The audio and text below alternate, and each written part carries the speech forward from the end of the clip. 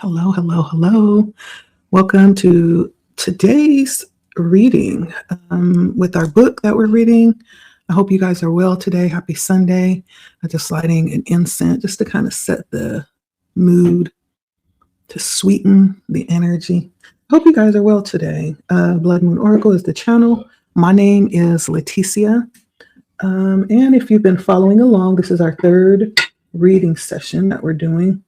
Not necessarily the third chapter. This is just the third session because we are taking this book in sections to get like the most out of it that we can, allowing ourselves to be led by how she's laid out this book. And if this is your first time tuning in, we are talking about Spiritual Hygiene by Ayan Levazant, who is a bestseller, New York Times. And not necessarily, that doesn't necessarily make her popular, right? She's a bestseller because she feels called to do something. Has nothing to do with popularity because, not everybody is going to like what you do. However, that does not cancel out your calling. I think a lot of people are absolutely helped by what she does. And sometimes you have to just do what you need to do, regardless of what's happening around you.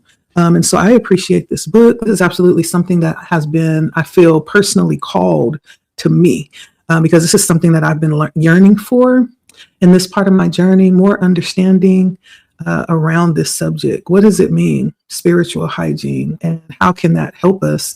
I do feel like that is something that has been brought to my attention within my personal walk. Spirit has been calling me to look at that really closely. And so when she wrote the book, it was like an answer to my prayer for understanding and to my request for understanding.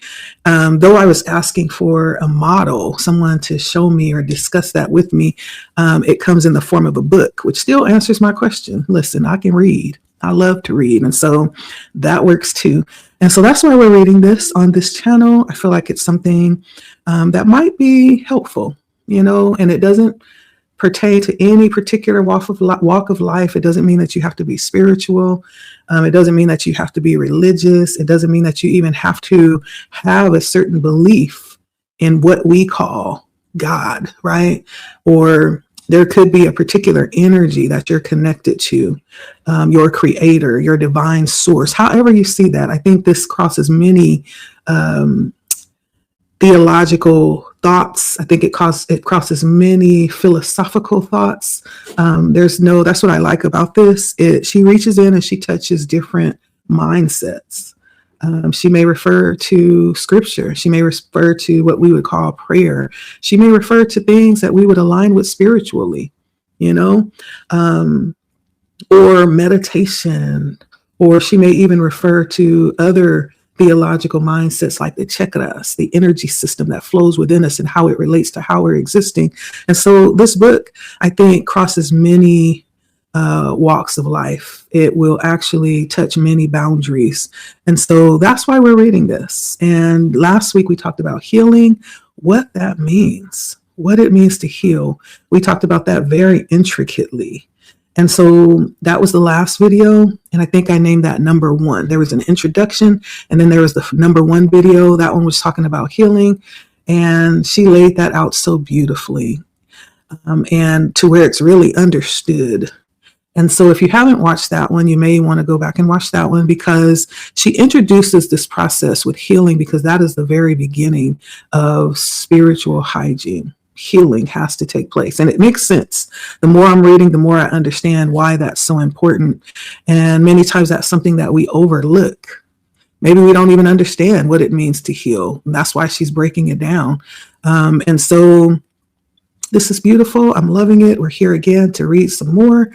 And this is number 2. And this one will be all about one of the things that she named under the heading of healing was understanding what is on our throne of thought. What is occupying our mental space? It's one thing to be situated in the physical realm and everything could look really good, but what's going on internally? And is that healthy?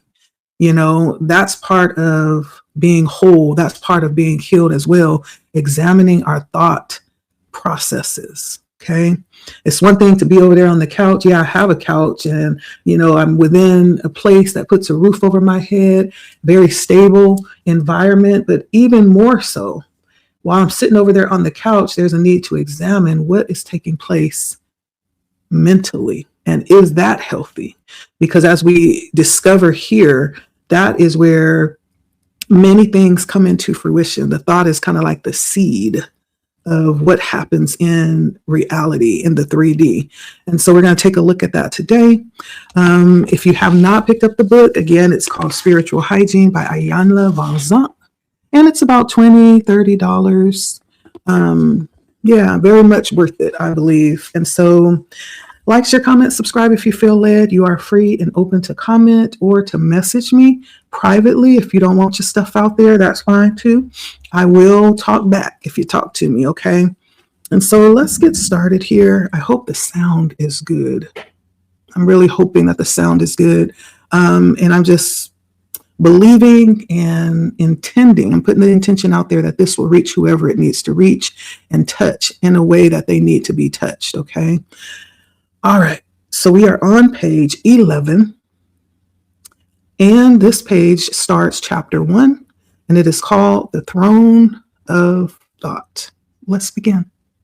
All right. In every soul's journey,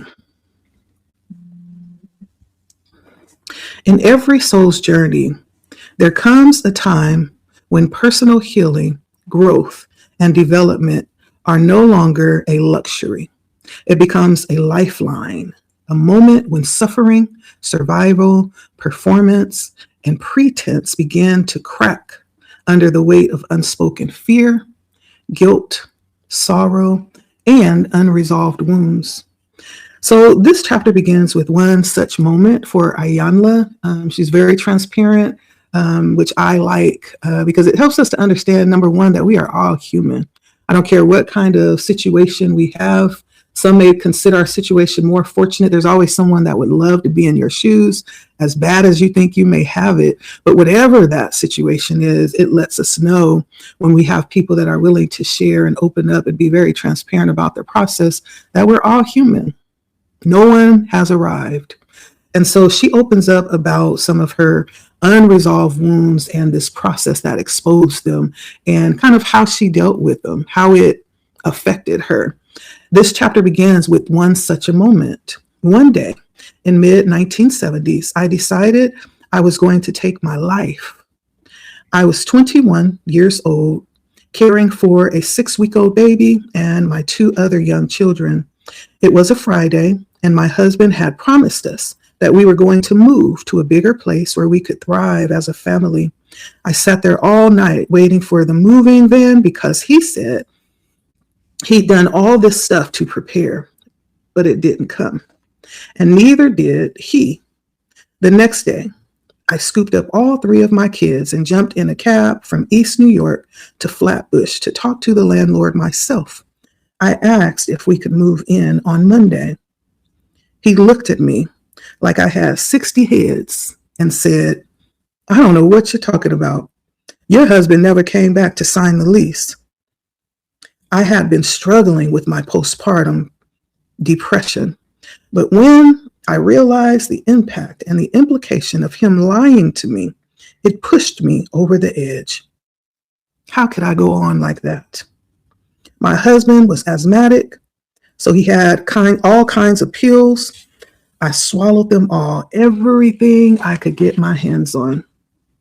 I was losing consciousness in the kitchen when I found myself on the floor.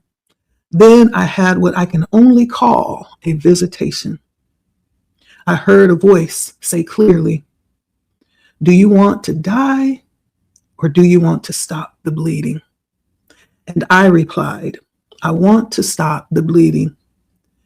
And when the voice said, "You hurt because you don't know how to live." Later in the psychiatric ward, after they pumped my stomach, I asked the nurses for paper. I wrote down all the questions and thoughts that had been festering in my heart. My prayers and pain spilled out on the page. That's how I started conversing with God. I realized that I did want to live, but for it to stop hurting, everything had to change. That was my first flicker of self awareness, the first step of spiritual hygiene. Many times we're often led to that point of awareness through pain. Pain is like an initiator of a deepening experience within this life. It awakens us to something beyond ourselves. I feel like that was the experience that she had. Many of us have had similar, it may not have happened like this, but many times it's pain that is the initiator, right? But as you'll see on these pages, healing myself wasn't a straightforward process. To fully embody my life and become present for myself every day, I still had so much to learn. So my question for you is, do you know how you want to live? Do you want to stop hurting? What do you want from your life? Understanding how your mind is shaping your daily experience is the only way to begin to understand. And that's a big question to unpack. I'm still unpacking it. What do you want? Like, how do you want to live? What do you want your experience to be? It's so difficult to really get a grasp of because that's such a huge question to ask. And so my way of dealing with that is like, I like to just keep it simple. Like, just give me a simple life where I can wake up every day and enjoy it, whatever that is. Like, I'm not picky. I just want to enjoy life and be content in my space, in my connection with others, be understood, be respected in the same way that I give it, right? Simple stuff, have my needs met, be able to feel life in the way that we've been able to, within the way that we've been meant to feel it. Like, I feel like everything is purposeful. And to be able to engage life on every level in a purposeful way is huge. But how do you define that? That's the question. And that, I think, is where many of us have a disconnect. I know that's where mine was, just speaking for myself. Many times when I'm talking, I'm speaking for myself. But to define that and then allow room to allow that to change. 10 years ago, my definition of happiness was very different. There were experiences that I needed to have. And when I had them, I understood myself better. And so, it's allowing ourselves to experience what's available to us. And I think everything is purposeful. We're not just given ears just for aesthetic purposes. No, they're so that we can hear, right? We're not just given eyes just because they're cute and shaped nice and they accent our face. No, but they have a very purposeful reason for being placed where they are on our bodies. The same thing with our bodies. Like, everything is purposeful. Let me experience life on that level. I do. I want to experience everything. How else can we understand what it is that we want? You take a young person who just got in the world, they don't really know what they want because they don't have a lot of experience tapping into things. I think that's the reason why college is valuable, because it allows you to discover self. And it gives you a more balanced, a more holistic opportunity to experience learning. And I don't think it necessarily is all about you getting the BA or the masterate or the doctorate, right? But it's more about you learning who you are and what's available to you, the opportunities that are matching with who you are and your ability to pursue that. That's what it's about. Walking away with a more rounder experience and understanding of life and what's available. And so that's a huge question to unpack. What is it that you want? Like, how do you want to live? What is the experience that you want to have? And do you allow yourself the ability to search that out?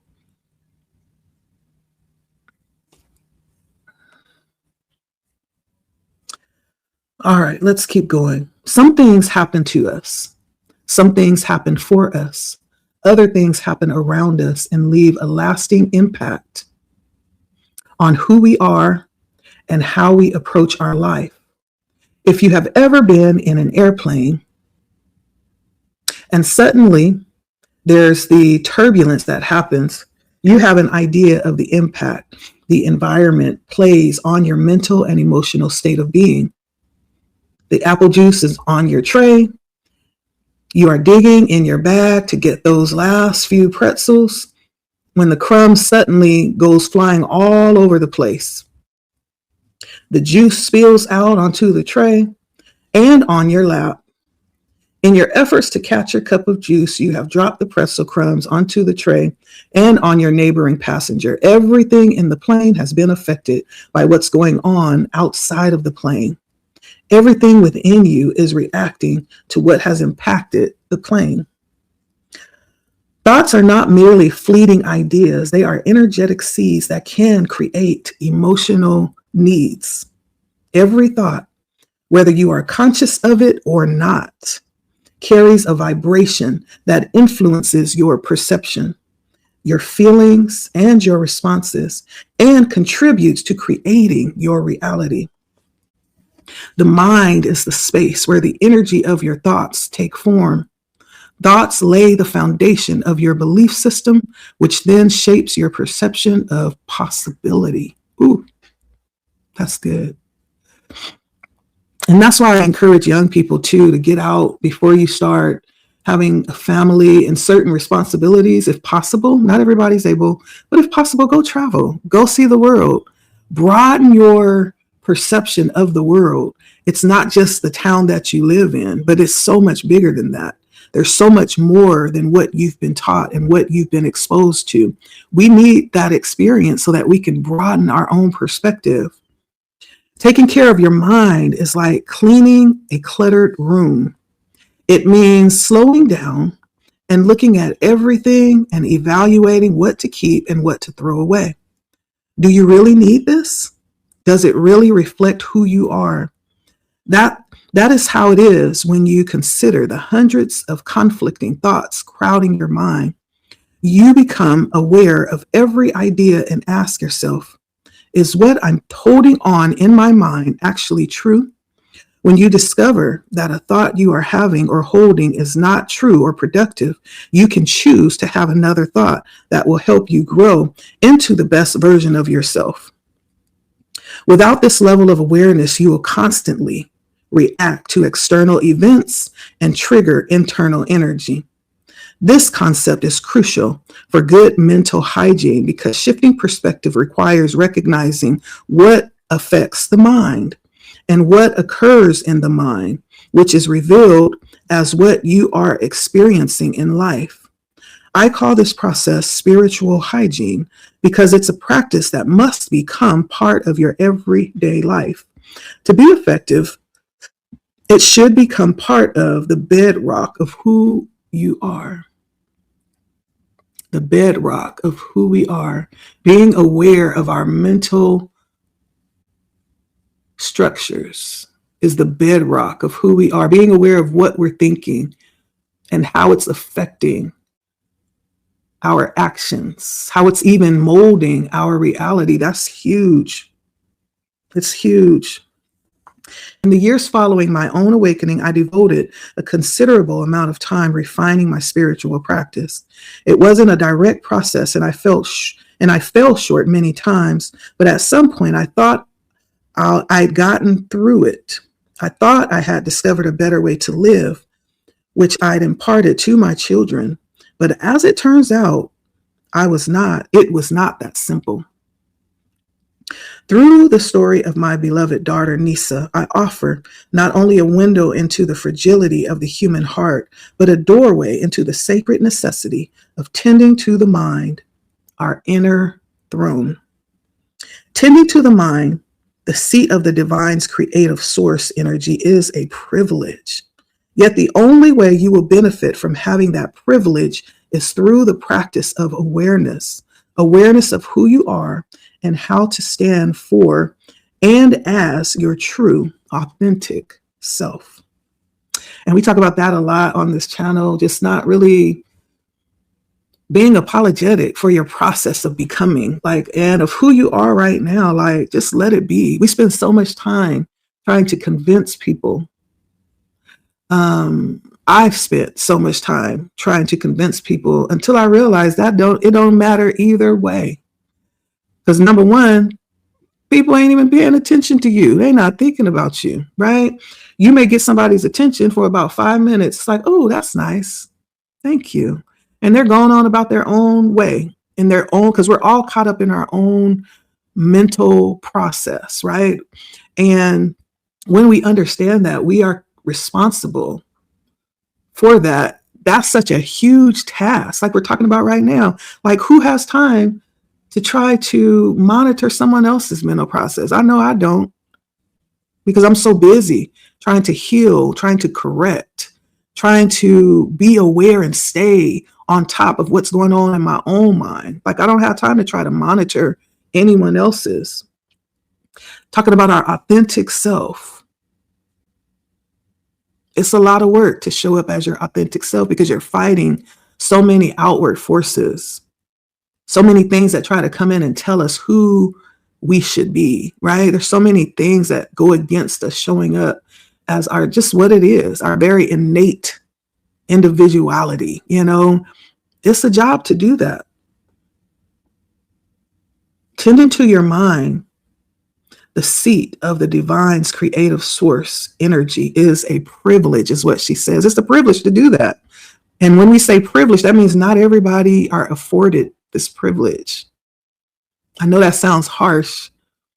And we're not just talking about because of some mental disability, but just in general, that's what she's saying. This is a privilege. Not everybody will be awakened to that extent. Not everybody will have the privilege of tuning in to the mental process and how it affects everything in our lives. Not everybody will become aware. She goes on to say, as a little girl, Nisa was both angry and imaginative. She was brilliant and misunderstood. She seemed to always want something that I or the world did not have to give.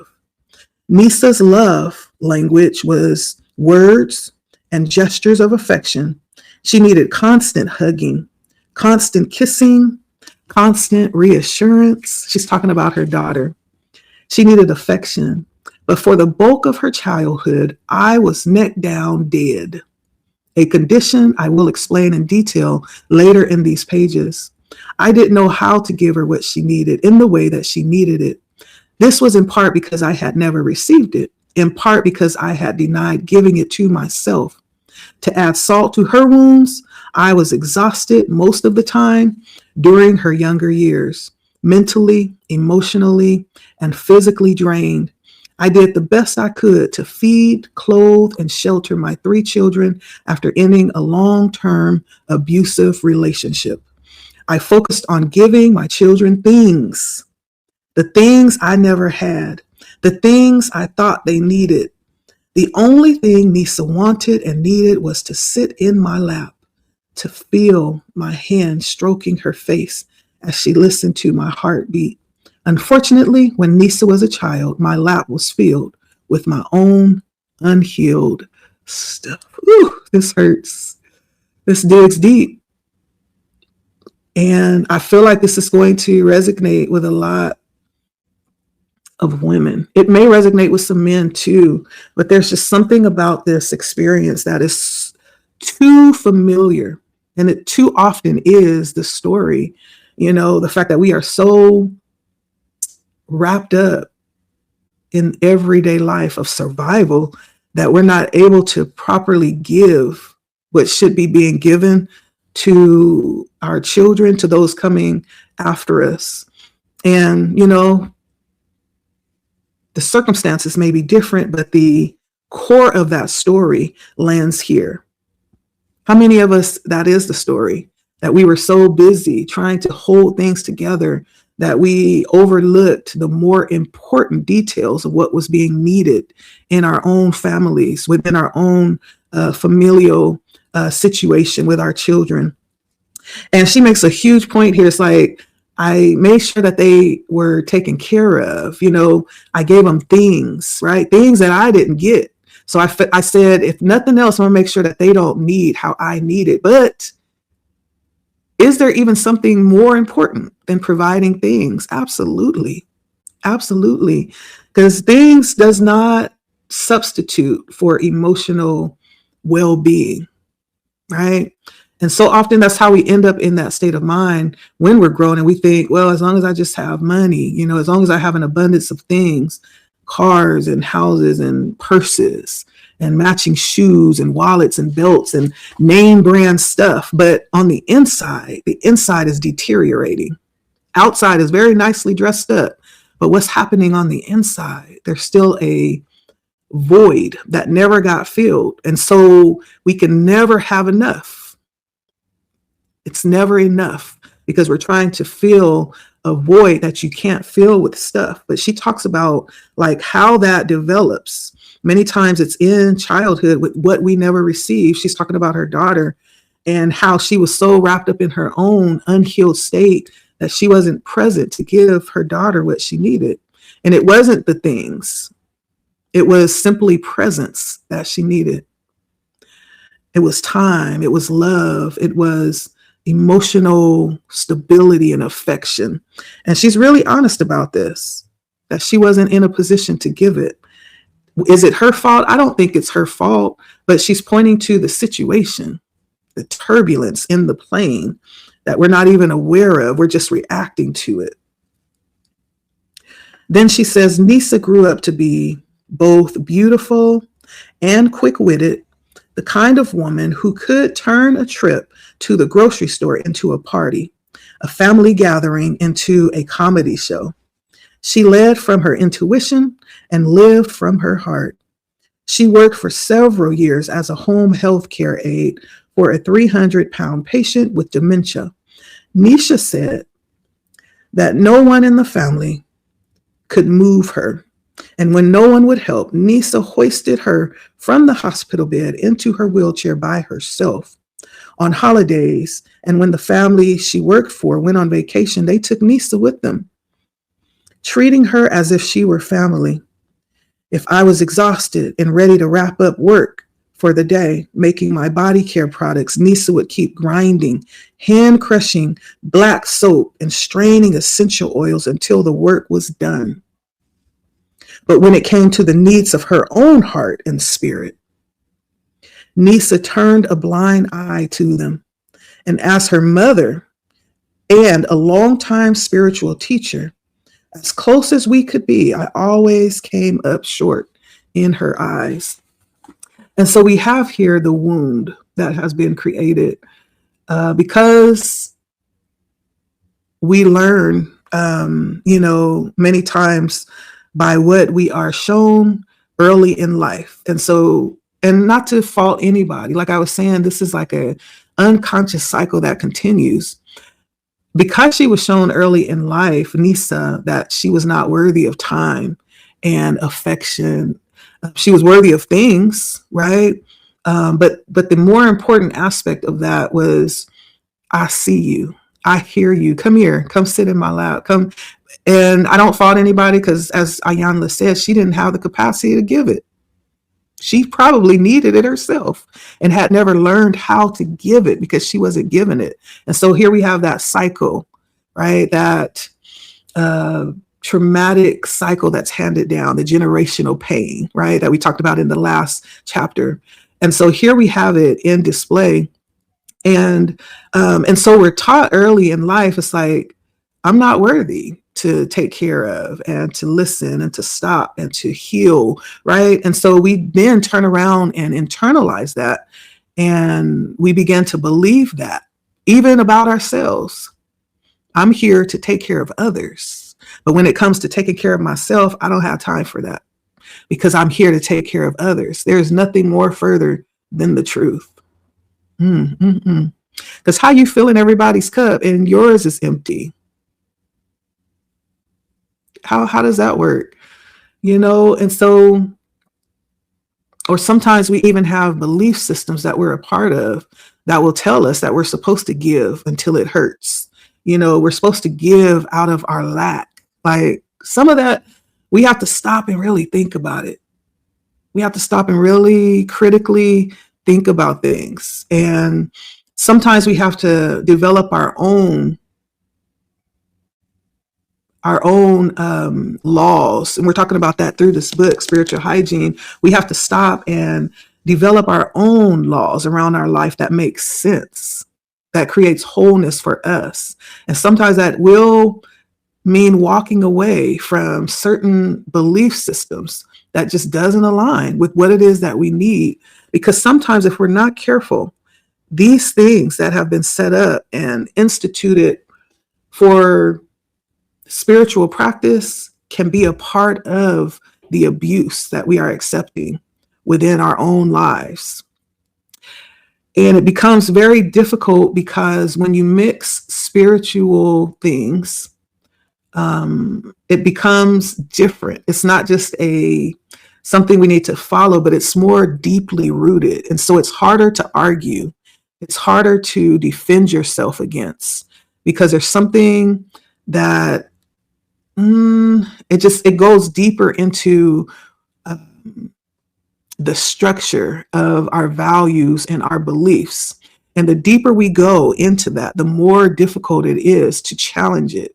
And so if we're not careful, we'll be caught up in situations, even spiritually, that keep us in a level of bondage, that keep us repeating a very damaging cycle within ourselves. And I'm speaking from experience, okay? I'm speaking from experience. And so this is what we're talking about. And I like the fact that she has named where it began and she took ownership for it. It's like, yeah, I passed this down. I didn't know any better, but now I see. And because I passed this down, it was received and it was implemented accordingly, right? It was picked up and it was received and it was implemented as some type of spiritual value that taught her child what her value was, which is very far from the truth. It can't be any further from the truth because she is and always has been worthy of taking care of herself and being taken care of. But because it wasn't demonstrated early in life, she found a difficult time seeing that. That's what Ayanla is saying here. The passing on of generational pain. This is a perfect example of that. And then she goes into the next part of this demonstration that's called Mama Cannot Know Best all the time. Okay. Even though Mama is the name of God on the lips of children. And I forget who that is quoted by. It's not my quote, but I'm just going to say anonymous because I don't know. Mother is the name of God on the lips of children because that's all they know. That's who is the source, right? From the very beginning, right? We carry them for 9 months and then they come out and then we become responsible for their very lives for like the first, few years, very closely nurturing, and then we let them go a little bit more and more and more until they're old enough to demonstrate that level of responsibility for their own lives. But in essence, they see us as God.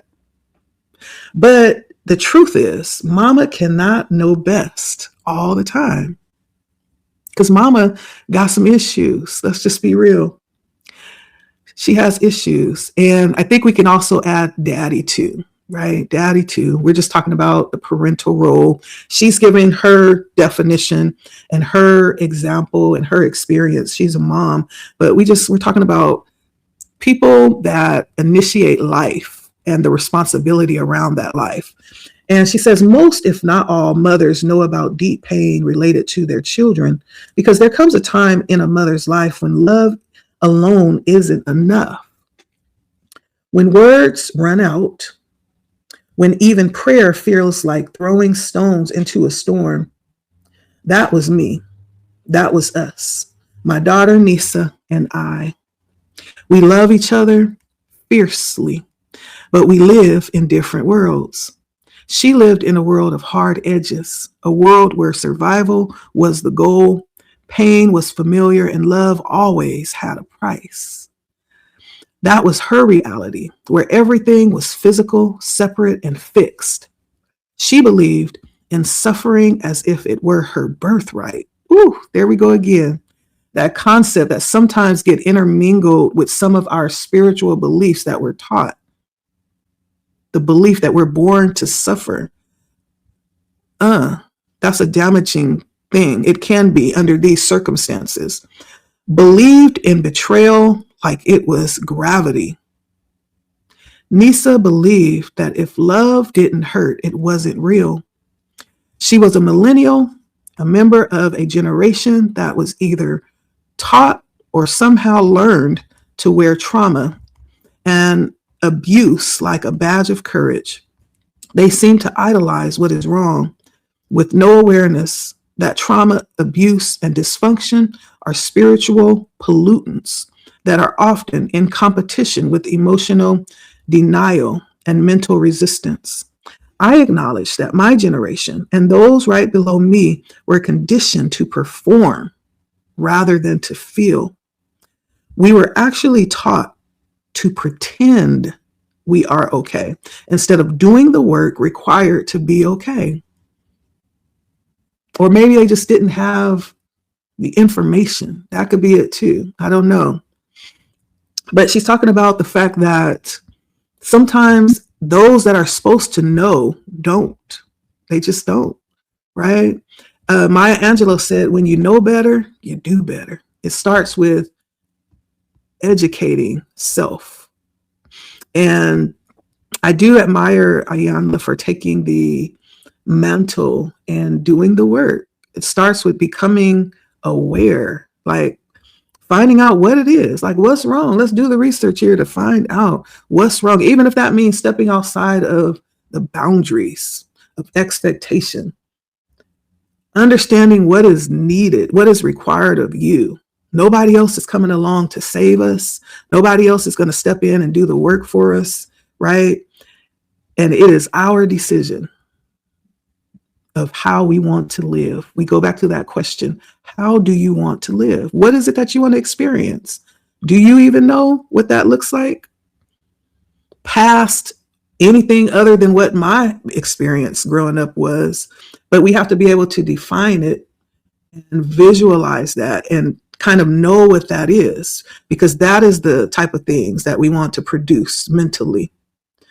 But we have to know what that is first. Otherwise, other things will take that place at that position in our minds by default. But she's just making the statement here. There's a saying, mama always knows best, but sometimes that's not the case all the time. Okay. And I always, encourage my children, like, use your own mind. Like, don't. And that was one thing my mother always told us. She wasn't a perfect woman, but I love her because she was wise. She was full of love. Did she need healing? Yes, she did. But she did the very best that she can. And I love her for being my mother, because she didn't have to, but she did. And it's a difficult job. There's a lot about parenting that you don't know until you become a parent. It's easy to sit on the sidelines and say what you would or what you would not do before you actually have kids. But as soon as you have kids, that becomes a whole different reality. And I love her for standing and doing what was really, really difficult. And one of the things she would always tell me and my sister is, use your head. Use your head, or else some little monkey will come along and use it for you. And I always tell my kids that too. And I understand there's a lot of grace that we need to shed when it comes to our kids, because they don't have the experience that we have. And so part of that is giving them the space to live and to make decisions, their own decisions, and to make mistakes. And that's the only way to gain wisdom, is to get out and experience life, to make mistakes, to fail. It's kind of like that process of going to school, right? It's through the experience and digging in and stepping into all these different experiences that we pull out a bit of wisdom and knowledge. And so I always tell my kids, like, think for yourself. Like, there's no restrictions except for the restrictions that you place on yourself. But make sure that you are thinking for yourself. And it's okay to make mistakes. It's okay to fail. What did you learn through that? What did that teach you? Maybe it taught you what you didn't want, right? Maybe it showed you a little bit more that what you want is going to take a little bit more elbow grease. Maybe it taught you something about yourself, who you don't want to be or who you're not, right? But allow yourself to think for yourself and make your own decisions and think critically. Just because I showed you a way, that doesn't make it right, because I'm flawed. right? I'm flawed. And so I always tell my kids, if it ever comes a time, and there's nothing telling me for sure that I'm going to be in my right mind tomorrow, right? Remember, she said, it's a privilege to be aware and to be able to think about what you're thinking about. That's a privilege. There's nothing guaranteeing any of us that we are going to be in the right mind tomorrow. Many of people have lost their right mind, right? And it has nothing to do with age. It has nothing to do with, anything other than the fact that that's just the condition that they're in. And so I always tell my kids, like, if you ever find that mama ain't right there, listen, you have to find your own way and you have to follow your own guidance, right? Your own heart. And you have to be able to discern truth for yourself. That's huge. And so I have placed that in my children. And that's the hardest thing, one of the hardest things to do too, because so many times you want to, especially after they get grown, you want to jump in and make them do what you know is right. But we have to trust them to learn to find their way. And it's hard because you can definitely see some of the decisions they make. It's like, you can tell them, but you can't make them do anything, right? You have to trust that what you placed in them and what you have taught them and some of the examples you have set is enough for them to actually navigate their lives. And when they do get off track, that's enough for them to learn the lessons to get back on track. That's one of the hardest things to do, is to trust your children to think for themselves and to find their way. That doesn't mean that you're not there helping and guiding and supporting, but there's a way of teaching them to be independent, right? And so getting back to what we were talking about, mama's not always right. That's a fact. Not all the time. Most of the time, maybe, but not all the time. And that's what she's saying here, like how there was a sense of something that was just a little bit not necessarily what she had hoped for her daughter. I feel like is what she's saying. And part of that she's taking responsibility for. Okay. The next part says knowing and not knowing, the two realities for a mother, knowing and not knowing. In the material realm, Nisa was a diabetic who didn't tend to her condition or care for her basic needs. In the spiritual realm, she was desolate and disconnected from her core. I knew she was going to die. The spiritual technician within me, a spiritual centered teacher, had seen it coming over the course of about 2.5 years. The part of me had come to a place to somber but quiet acceptance. My soul was at peace. But the mother in me, she was hysterical. This was difficult for me to read, y'all. She was heartbroken, devastated, and desperate. I remember the day I called a dear friend, a former student, in a complete and total breakdown. I had wept to the point of nausea and vomiting. And I heard myself repeating, I cannot bury another child. I cannot do it. Why would God ask me to do it? I just can't. All she could say was, I know, Aya, I know. When I was calm enough to speak without babbling, we devised a plan that we hoped would help my baby girl get on the track to wellness and well-being. Unfortunately, we made our plan without consulting or including my daughter. When it comes to good spiritual hygiene for mind and heart, planning for others never works out well for anyone involved. As if I needed evidence of what I already knew, none of what I had planned for happened the way I thought it would. The physical cause of Nisa's death was sepsis. She was resistant to all medical advice. She even refused available alternative methods that could have facilitated her mental, emotional, and physical healing. She broke her ankle during COVID. As is common with many diabetics, the break did not heal. It also required these surgeries to set and reset the bones.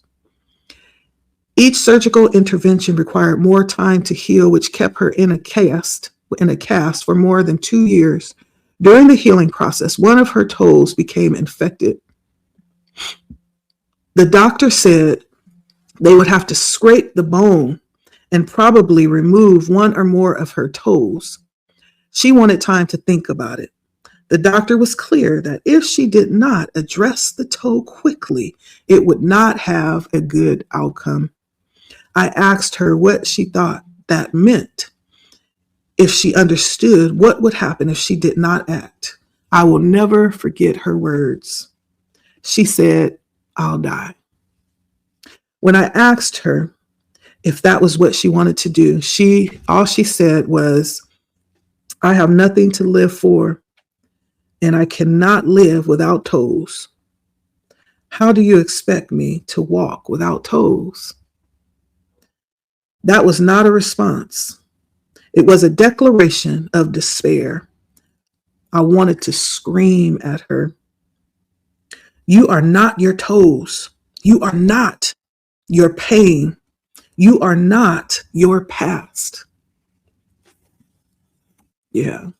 So those were the two realities she described as she looked at her situation as a mother, looking at her daughter, kind of working through or not working through. I feel like this is a situation that she feels she was responsible for. Now having to watch that play out in real time, right? And so she gives those examples before going into how our thoughts can actually infect generations, right? We're talking about that generational pain, how our thoughts can affect the next generation and the generation, how it can be passed down, right? Because we have to keep in mind too that there is a story for Ayanla, like as she's describing the situation that seeded the generation that came after her. There was a situation that seeded her circumstance as well. And so we're still talking about what's being handed down that has not necessarily been ignored, but we haven't been aware of it. No one's taken the time to stop and think about this and pull it apart and dissect it and to actually see what is this, what's happening here. And so she goes in to talk about how the thoughts can infect generations. And she says, I did not practice good spiritual hygiene on any level when I was pregnant with Nisa. I lived in a hard-edged reality. I believed I was doing my best, or at least what I thought was sufficient. For instance, I knew enough to quit smoking when I discovered I was pregnant, but I lacked the courage and emotional strength to remove myself from the toxic and abusive relationship with her father. My choices were driven by survival and fear rather than a deeper understanding of emotional well-being or self-care. Back then, though, I checked in with my spirit sporadically. I didn't realize that maintaining my own mental health and emotional stability was not just beneficial for me, but crucial for the tiny life growing inside me. Instead of prioritizing peace, I found myself trapped in cycles of emotional chaos, unaware of how these waves of stress and fear could ripple down to Nisa, shaping her even before she took her first breath. Ooh, that's deep. We don't realize how much is taking place while the babies are in the womb. That's where it starts. It doesn't start when they breathe. It starts right at conception. And many times before conception, right? It starts before that. I'm not going to go all the way into detail, but we have many, as women, we carry many generations within us. And our mental state, our condition is very indicative, influences heavily what those generations are determined to be. She says, I also underestimated how deeply a mother's inner world, her thoughts, fears, joys, and pain influence the unborn child she carries. Without realizing it, I allow fear and insecurity to seep into the bond I was creating within Nisa. At the time, I was blind to the silent witness she was becoming to my emotional struggles. It wasn't until much later that I looked back and recognized how much of her spirit and personality reflected the woman I had been during my pregnancy. A woman yearning for acceptance and love who was deeply entrenched in a sea of turbulence. Woo! Mm-mm-mm. Yeah. And so this gives a lot to think about. And, these are conversations that we could definitely have with our daughters and our sons, just about how important it is to take care of ourselves. Even if we fail to do it, that doesn't negate the responsibility as we become aware of it, right? We can't go back and change things, but we can, moving forward, educate, right? We can start being who we want it to be. It's never too late. As long as we are both here, then we can change, what has been set in motion. We can change that. I believe we can. And part of that is taking responsibility for ourselves. Not saying that one day we wake up and we're like, oh, things are going to be different. This is how it's going to be. This is going to correct everything that happened that I failed to do. And they're going to start living according to how it should be. No, but we can and we are called to take responsibility for ourselves, right? Just like she was saying how she had devised a plan for her daughter to live and for her daughter to change her life, medically, without even consulting her daughter. Like, we don't have the ability to change anybody, not even our kids. Not even our kids. And so we can only change ourselves and start setting the example, start living according to how it is that it's supposed to be. And then everybody has a choice. That's what spiritual hygiene is about. Everybody being responsible for their own lives, for their own decisions, right? And for their own future as well. The decisions that we make and the actions that we take are in line with what it is that we want to see for ourselves and those around us for the future. And so everybody has that responsibility, because you can't live anybody else's life as much as we want to, not even our kids. And that's the hardest truth to accept. And when I realized that, it lifted such a burden off of me, because part of this is my story too. But at the same time, I also realized my responsibility is to heal myself. With me doing my inner healing, that automatically is transferred to them. The healing that I'm doing many times is crazy because I can see it reflected in my children, right? And so the healing responsibility is within self. That too is passed down like a seed, right? And it doesn't matter that it happened later in life or whenever it happens or how it happens. It just matters that it happens. And we take responsibility for that for ourselves. That's the most effective way, is by being the example, right? And teaching, having the discussions, being open, being honest, being transparent about what it should have been and what it was not. I don't know if she ever had that discussion, but I have them all the time. I'm like, listen, I know better than anybody. So I'm going to tell you like this. What it should have been was yada, yada, yada, yada, yada. But it wasn't because yada, yada, yada, yada. But this is what I want for you. Not to have to make those same mistakes that I made or I have to find out the hard way that I had to find out. Now, does that guarantee they won't have to find out the hard way? No, it does not guarantee that, but it does empower them with the knowledge, right? If they do choose, right, which they have every right to, at least they know. And they can't say that they didn't know or no one told them, right? And so that is our responsibility. And it's all about understanding. We're talking about how our thoughts can affect generations, right? It's all up here. We want to empower them to make conscious choices. That's not going to ensure that they're always going to make the right choice, but it's going to position them to be empowered in the choice that they make. The next part says the mirror talks back. Okay. And she says the impact of our mental and emotional inheritance is a truth that often eludes us until the echoes reverberate in unexpected ways. When Nisa was born, she carried more than just the genetic markers of her father and me. She carried fragments of my lack of self awareness, my unresolved fears, my unspoken guilt, and the turbulent waves of chaos and insecurity that had shaped me during my crucial months of creation. It is as though the bond between a mother and a child exists beyond the physical realm. Oh, yes, it does.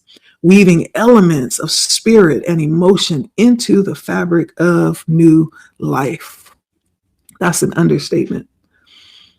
I began to see glimpses of myself in Nisa, not just in her eyes or smile, but in her emotional responses and behaviors when she was about 2 years old.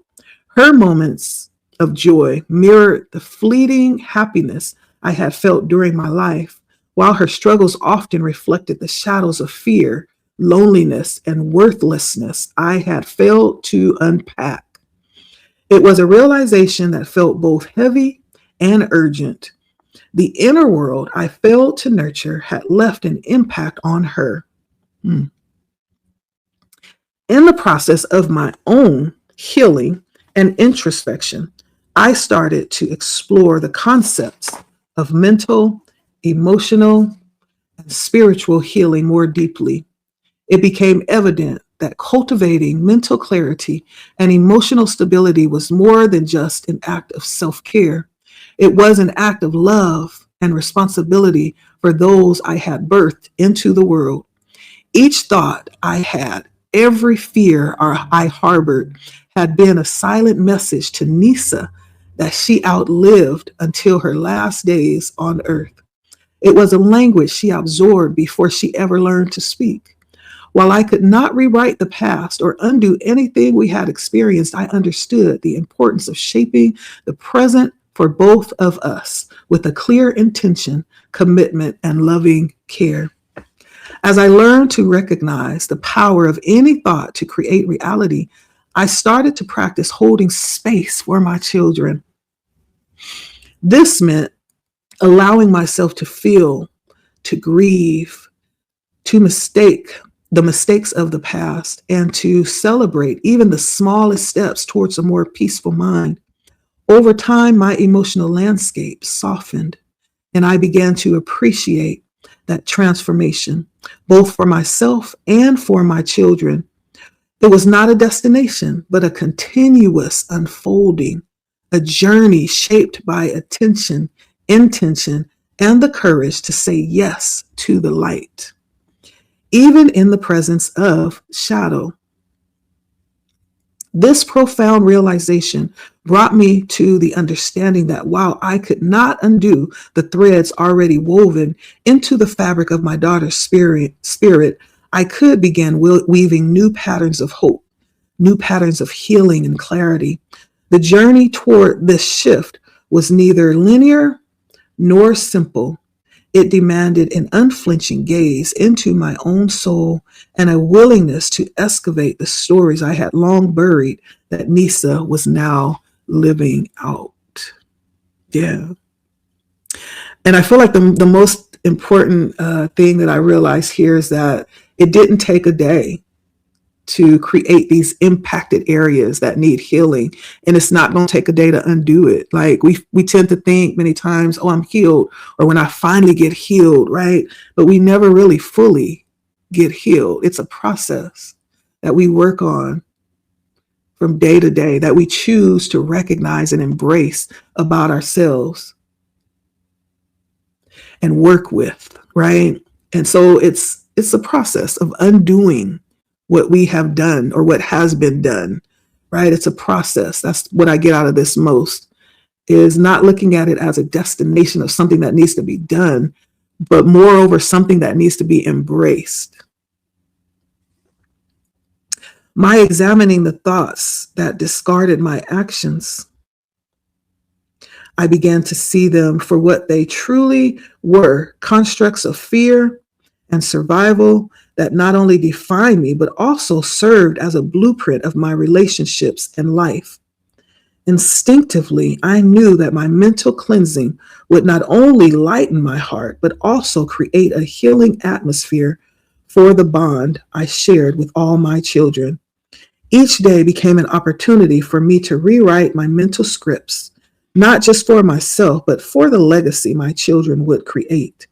The practice of holding on to thoughts that, that severed me and releasing those that caused me mental confusion and emotional harm became my way of recalibrating the unseen dynamics of my relationships with both my daughters. I revealed a truth so simple yet profound. The energy we carry within not only shapes our lives, but it also impacts, affects, and infects those who move within our emotional ecosystem. Mm. You cannot think or live for other people. Not only is it poor spiritual hygiene, but it is a disrespectful act that causes you mental fog and emotional clutter, and which obscured my own path to the truth.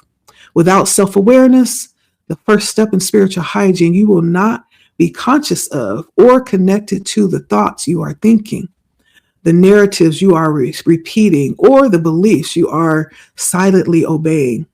Self-awareness teaches you how to ask certain things like, am I seeing clearly? Or am I seeing through the lens of pain? Am I trying to control, fix, or rescue others? Am I projecting my beliefs onto someone else's soul journey? Am I present enough to sit with what is instead of insisting on what should be? Ooh, those are questions as we become self-aware that may be helpful in freeing ourselves from the responsibility that's outside of what is ours to carry. The spiritual hygiene of self-awareness is not just about noticing your thoughts. It is also about feeling your feelings with honesty and tenderness. I had to learn to sit with my helplessness, to admit my rage, to befriend my own pain. I had to stop pretending that prayer and planning were enough to override my daughter's right to choose her path because I disagreed with her choice. This is hard spiritual work. It is the hygiene of humility. As I said, that's going to be one and has been one of the hardest things to accept as a parent, that you can't control your children's decisions, their lives, their destiny. We can only influence it, and to sit with that and to be okay with that and to trust that we gave them everything they needed to find their path. That's what it's about. Every one of us has a path. Our children have a path too, and they have every right, just like we have embraced our own path, they have every right to choose theirs. That's going to be one of the hardest things to accept, especially if it doesn't align with what we plan for, for people that spend their whole lives saving up to send their kids to college. And then their kids get grown enough to go to college and they're like, I don't want to go to college. You're like, what? No, we planned for this. You're going to college. And so you end up, sometimes they do go to college, but it's not, I don't know. I just feel some type of way about it. Sometimes it hinders, sometimes it helps them to find their way, but sometimes it hinders. But it's all about understanding that we all have our own paths to walk, our children too. And the greatest challenge is going to be able to sit back and allow them to do that and be okay with it, be at peace with it. That's difficult, right? I'm not going to say it's easy. That's difficult. And so the next section is called The Throne of Thought. That's the title of this chapter. In our everyday reality, the concepts of a throne is something we are all familiar with. A commonly accepted definition of a throne would be a seat of power and authority, symbolizing the place for which decisions are made, rulership is exercised, and order is established. In the spiritual context, however, the throne represents the inner seat of dominion within the mind, heart, and soul, where divine truth or distortion can reside or can reign, The throne of thought is the energy created within and through your mind. The energy that pervades your life is the demonstration and manifestation of how and what you think. As an aspect of spiritual hygiene for the mind, the throne of thought is the sacred seat of consciousness within the mind where beliefs are crowned, perceptions are enthroned, and inner narratives govern our reality. Like a royal seat, whatever occupies this throne has ultimate authority over your inner world, shaping how you see, feel, act, and ultimately when you believe yourself to be, who you believe yourself to be. Every thought you think is more than a simple mental event. Your thoughts are the seeds of creation. When a thought is repeated, believed, and emotionally charged, it is elevated to a position of rulership. It becomes a ruling principle dictating what is possible, permissible, and powerful in your life. Your soul establishes the throne of your thoughts as a sacred space within you. It is filled with divine presence and power. It is meant to be occupied by truth, wisdom, and divine intelligence. In response to life's events and experiences, your throne can be taken by fear, confusion, distortion, or inherited falsehoods. When this happens, the entire inner kingdom falls into disorder. Spiritual hygiene for the mind begins by identifying who or what has taken the seat of authority in your mind. Recognizing who or what rules your mental throne is how you awaken to the need for healing and develop self-awareness. Okay. So stage 1 of spiritual hygiene, the soul begins to awaken to its own contamination. As this unfolds, whether voluntarily or involuntarily, because of experiences, you begin to identify the psychic debris, emotional clutter, and mental misalignments that you have been carrying unconsciously. Common signs of contamination of the throne of thought may be you find yourself looping in worry, in doubt, or harsh self-judgment constantly. Your decisions are based on survival, not sacred alignment. Your inner voice is primarily critical, anxious, or defensive. You're unconsciously recreating cycles of fear or unworthiness. Your struggle is to access clarity, stillness, or spiritual wisdom. You struggle in that way. And so while the experience can be extremely disturbing and deeply exhausting, these are not signs of your personal failure. They are sacred invitations to cleanse your mind and reclaim your mental throne. It can begin with the simple practice of sitting quietly each morning and asking who or what is sitting on the throne of my thoughts today. You are the keeper of the throne of thought.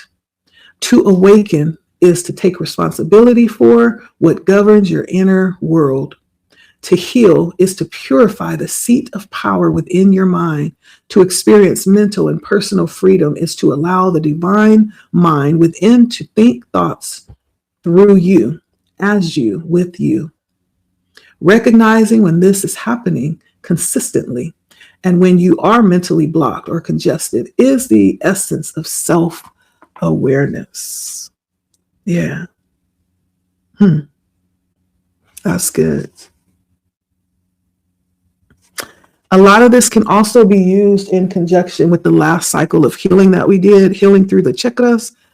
Since she brought up being blocked, right? We're talking about the crown chakra. That was the last one we did, being blocked. Some of the same signs we mentioned here, right? Confusion, feeling, sometimes it shows up as headaches, just not having a lot of clarity around what it is that you are doing or wanting or needing to be doing to bring in the experience that you're wanting in life, right? And so a lot of that can be around just having some type of distortion mentally that we need to be aware of and cleanse and rid ourselves. It's kind of like now this just awakens so many different aspects of life as I'm going through when I simply am washing my hands. It's a reminder of the need also to wash every day, right? Do a cleansing to renew my energy, my spirit, emotionally, physically, mentally. There's a need to wash whatever that is, however you do that. There's a need to do that continually, understanding that we unconsciously absorb things. She's talking about psychic clutter, especially for those of us that maybe tapped in like that. Like we are absorbing things all day, many times unconsciously, other people's stuff. We're like sponges. And there's a need to do constant cleansing. Yeah. If we find ourselves feeling blocked or all of a sudden feeling any of these things, that's just a sign. It's not that you're defective as a person. It's just a sign that there's some cleansing that needs to be done. Right. And just like we wash our hands and our body to alleviate the dirt and the grime that has been accumulated, we need to do that mentally too.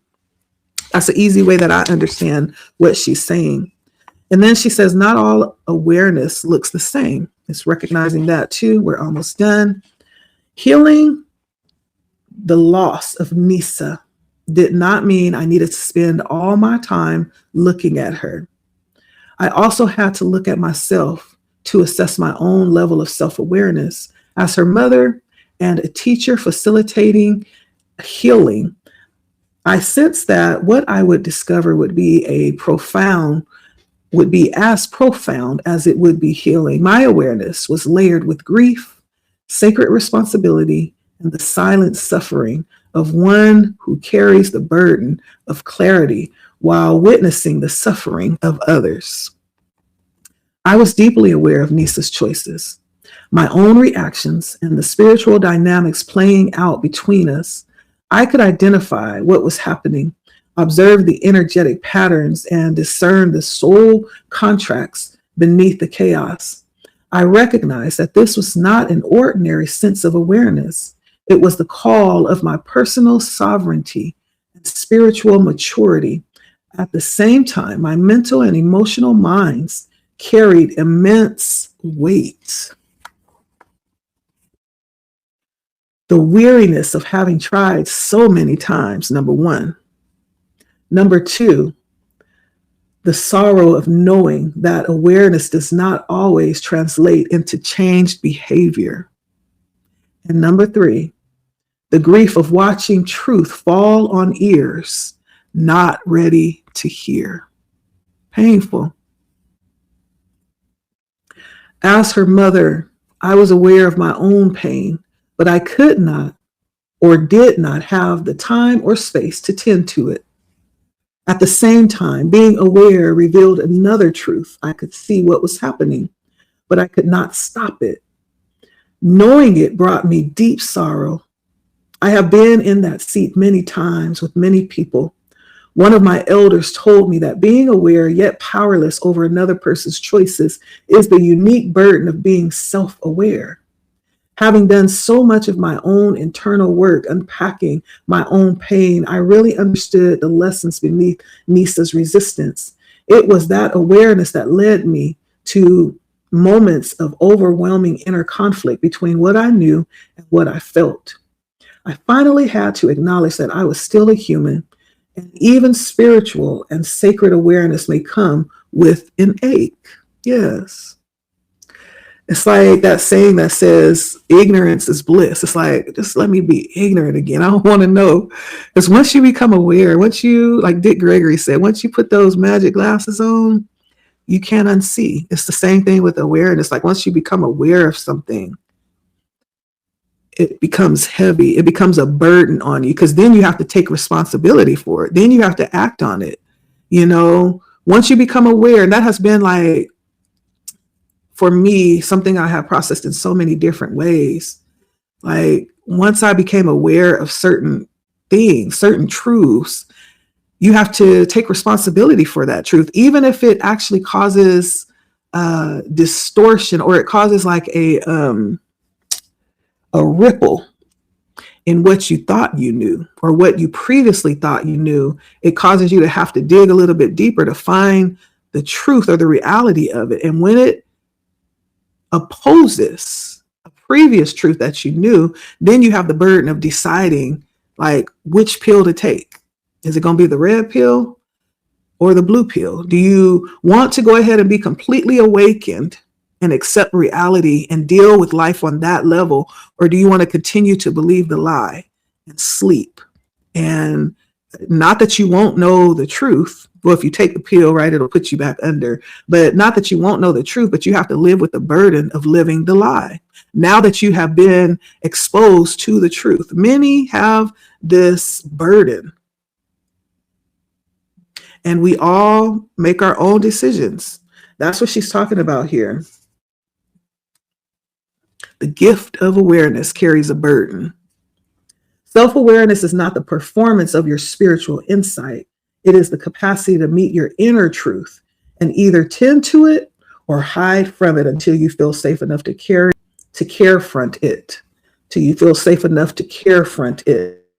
When we judge someone else's resistance, it is a sign that we have forgotten our own former fears. When we honor a person's path to readiness, even when we disagree, we become midwives, not masters of healing light and love. Walking with my baby girl through the darkness of our shared shadows reminded me of a few things. It reminded me that you must always check who is seated on your inner throne. It reminded me that you must be willing and ready to dethrone what no longer serves. And it reminded me that you must know that even when we make mistakes, we are worthy to rise again as our own rightful ruler. When I finally stopped trying to think for Nisa, feeling for her, planning for her, and trying to pray her into my vision of who she should be, I came home to myself. This is where the real healing began.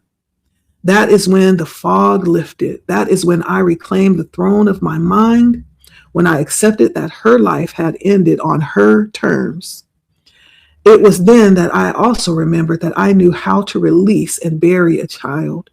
I had already done it once, and nothing but my own thoughts could stop me from doing it again. This time, however, I would do it with grace. This time, I would do it with self-compassion. This time, I was fully aware that although my baby girl had left her body, nothing and no one could remove her from my heart, and her presence in my heart need not be painful. Yeah, this was a difficult one. I feel, I don't know, this stirred up a lot of contention within me because I'm there. And though I've learned to accept that we all have our own paths, it doesn't make it any easier. And if you have children, you know what I mean. But it starts with us. It just points us back to the place where it needs to begin. It's with us, not them. It's with us. That's where the power lies in changing what has been created. So again, we go into self-reflection, and then she goes into just the prayer to seal it out as we surrender this to that space beyond ourselves. But the self-reflection is all about entering into the sacred space of self-reflection and doing so with kind of like a tenderness, not judgment. And if you are one that, and you want to like receive the full medicine of this journey, there's a need to track our own needs, not just what we think, but what we know that we must know. right? This is the beginning of self-awareness. She says, not fixing, not forcing, but simply just noticing, just being present. And if possible, allow what we have heard, and if you're reading, what you have read, to just kind of mirror. Let it be a mirror. Let it allow you to identify in whatever ways come up. It's okay. And allow that to be a sanctuary for your healing to take place or to begin. Allow what needs to be seen, what's ready to be seen, to come to the forefront, and honor it and tend to it gently. Okay. Whatever that is within you. And there's some questions here. If you want to answer them, let's see, we can definitely take a couple of them here and post. But if you want the questions, maybe I will post the self-reflection questions as a resource. And I'll post them down in the comment, not the comment section, but the description section. I'll post it as a resource there for you to refer to. And if you want to, you can respond to them in your private journal or just mentally, whatever you choose.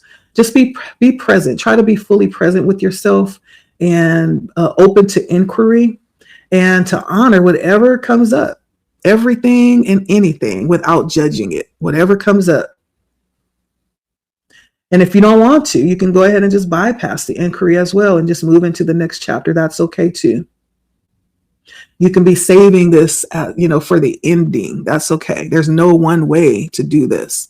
It's according to what you feel like you're being led to do. All right. So I'll post that in the description section. Okay.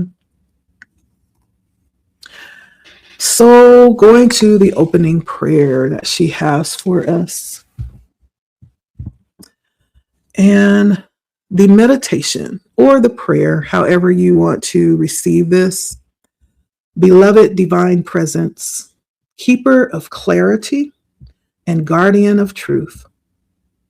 I enter this moment not to control, dismiss, or deny what I feel.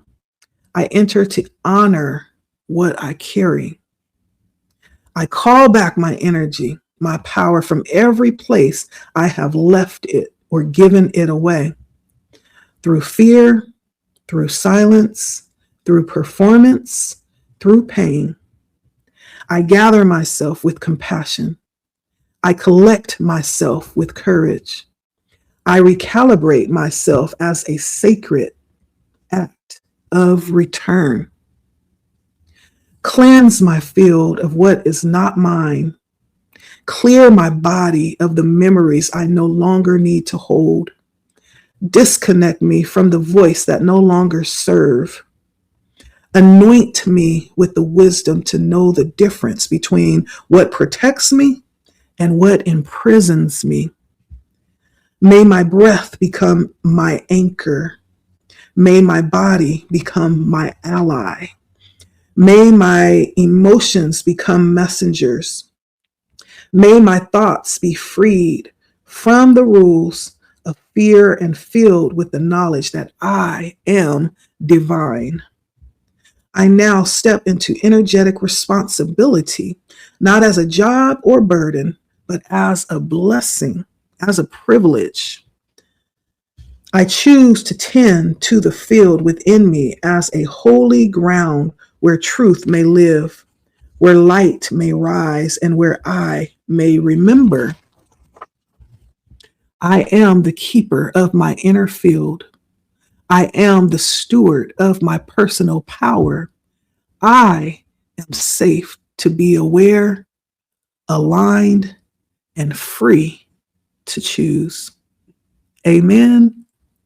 And Asheo. And so it is. It is. As I'm reading this, Spirit is just reminding me that sometimes to speak is powerful. It releases an energy, right? As I was speaking this prayer, this meditation, I could just feel the energy being released into the atmosphere to become like the seed that will be energized and become active and fulfill what it's being sent to do. And so I encourage you, and it doesn't have to be what she has here, but to create prayers, create meditations that you can speak. Whatever is the need as we read through this last chapter, whatever came up for you, whatever that need is, speak it out. Whatever you feel rising up in your heart for you, speak it out. Allow them to become an active seed that you're releasing out into the universe, right? To become an active force on your behalf. There's power in words that are spoken out loud. Let them be words of intention and direction, not only for us, again, but for those that are emotionally, energetically connected to us. And so with that, again, I appreciate Ayanla so very much for being open to share her story. Woo, this was a heavy one, y'all. It just weighs really heavy on my heart. Sometimes we don't realize the weight that people carry within their own experience. And there's a huge appreciation that I have for her for being open and vulnerable in this way and allowing this to be a healing tool for those of us that are looking for it. But as we talk about spiritual hygiene, understanding what is on the throne every day when we get up, when we wake up, that represents a time to start again, a new beginning. Each day is an opportunity to begin again. How we begin is very important. What is on the throne of your thought when you wake up every morning is very instrumental in determining what your day will be like. And so allowing that to be the first consciousness that you attune to in the morning is so very important. That is one of the main ways that we can try and tune in to breaking these patterns, these cycles of thought that we have unconsciously allowed ourselves to turn into patterns and cycles, right? These thoughts that have become internalized in who we are. A lot of those we've allowed to exist there unchecked. That's not serving us. And this is a good way to change that. It is said that it takes 7 to 21 days to break a cycle. I think it's, maybe closer to 7, but 21 days maybe to seal that in and to allow it to become ingrained in your very being. These are ways that we can start to change how we're seeing things and our awareness around what we're putting out there. If it is true that it all starts here, then maybe the focus is pulled in from doing and performing and pulled into how we are actually thinking, starting there, and then allowing things to manifest outwardly. Anywho, that's what I have for this session number 2 with spiritual hygiene. This was definitely a heavy chapter, one that was difficult for me. Nevertheless, definitely part of this process and understanding why it's so important to be aware. That was the question. Every morning when we rise, what is on the seat? What is in the seat on the throne of your thoughts every morning when you arise? What is that? And being more intentional about what you want that to be, okay? And to take it further when it comes to what it is that we want to experience. What is that? And becoming more intentional about deciding what that is, because it starts there. It starts with a thought. Then we can act on it, right? And so she did a really good job of just kind of letting us know why that's partly important. We talked about healing being the very root. That's the very beginning, at the very least. That is an essential part of spiritual hygiene, but also understanding why our thoughts are important too, and how they are the seed of our very existence. And so that's important too. Okay, that's partly important in understanding healing that needs to take place, and that is taking place through that. Okay, so let me know if you have any questions, any comments, feel free. This is a very respectful place. And so you are open to share your thoughts, your concerns, your responses, how it resonates with you. If you have the book and you read it on your own, like what came up for you, right? What came up for you? You are open to share that. And if you don't feel like you're in a place where you want to be vulnerable enough to share that in the comments, shoot me an email. I'll talk back. Okay. But thank you for stopping by again. It's always just a privilege to be aware, to even be able to be open to this kind of stuff. Okay. And so, if this is something that interests you and is right up your alley where you are right now, yeah, this is for you. Like, share, comment, subscribe, and I will see you next week. All right. All right. Bye. My name is Leticia, and the channel is Blood Moon Oracle. We'll see you next time. Bye.